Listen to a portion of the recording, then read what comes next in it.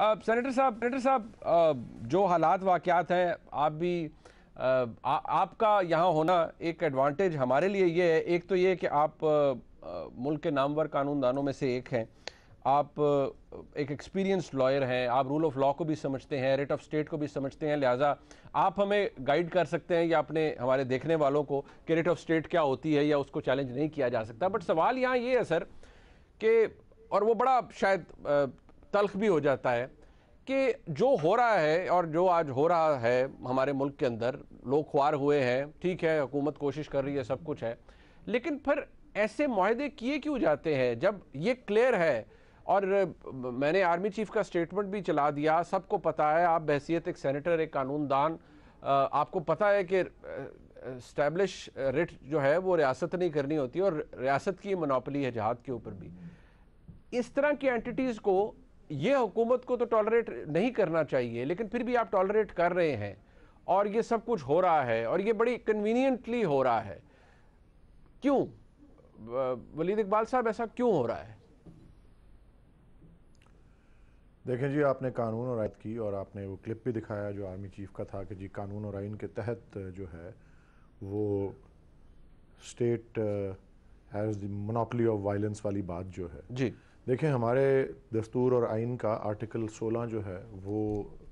Assembly का जो right to assemble जो है जी, वो वादा करता है एक बुनियादी हक का कि आप इज्तिमा कर सकते हैं, आप एहतजाज कर सकते हैं, लेकिन उसमें दो शराइत हैं कि वो पुरअमन हो और वो गैर मुसल्ला हो, पीसफुली एंड विदाउट आर्म्स। बिल्कुल ठीक। और मुझे याद आता है, जब आपने ये सारी फुटेज दिखाई तो मुझे ये याद आता है कि 2014 के अगस्त में जब हमने अपना एक धरना और एक एहतजाज शुरू किया था,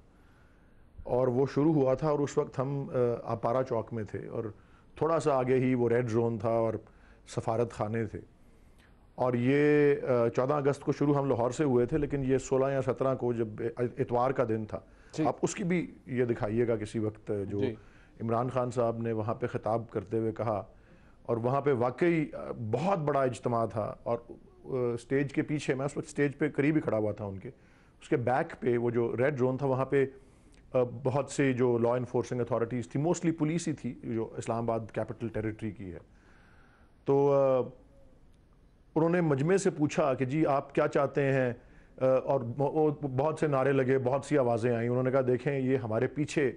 ये भी पुलिस वाले खड़े हुए हैं, ये भी हमारे ही मुल्क के लोग हैं और इनके भी बीवी बच्चे हैं। मैं चाहूँ तो यहाँ बहुत कुछ आपसे कह सकता हूँ और आप बहुत कुछ करना चाहें, लेकिन उन्होंने भी ये पुरअमन एहतजाज का ही पैगाम दिया था, और ये कहकर कि मैंने कहा ना, आप ज़रूर देखिएगा कि इनके भी बच्चे हैं, इनकी भी फैमिलीज हैं घर पे, और इस तरह से हमें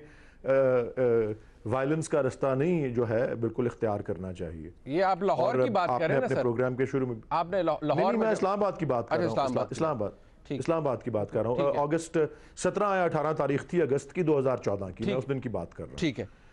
इस्लामाबाद की। बट सर वो मैं जरा थोड़ा सा आप ये फरमाइएगा, अगर ये सर ये फरमा दें कि ये जिस तरह ये जो आज हो रहा है, अभी को जारी बात है वो इसलिए एहतजाज करें, एहतजाज आपने दुरुस्त कहा, उनका हक है बहसियत पाकिस्तानी शहरी के, वो बिल्कुल एहतजाज करें, लेकिन जिस तरह आपने कहा कानून के दायरे के अंदर रह के करें, गैर मुसल्ला होना चाहिए। कि मेरा इख्तियार जो है कि मैं पुरअमन होना चाहिए, मेरा इख्तियार है, मुझे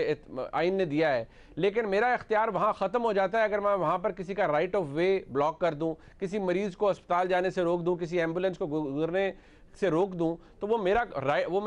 राइट नहीं है फिर। ये तो सर आप भी जानते हैं। तो मुझे ये बताइए सर, जो हो रहा है इसकी वजह क्या है आपके नज़दीक, बहसियत एक सेनेटर के, बहसियत हुकूमती, क्योंकि आप तो मेरे लिए आप ही तर्जुमानी कर रहे हैं हुकूमत की। देखिए जी, मैं दोबारा से ये अर्ज़ करूँगा कि जी एज लॉन्ग एज कानून और आइन के मुताबिक कोई एहतजाज हो रहा हो जी,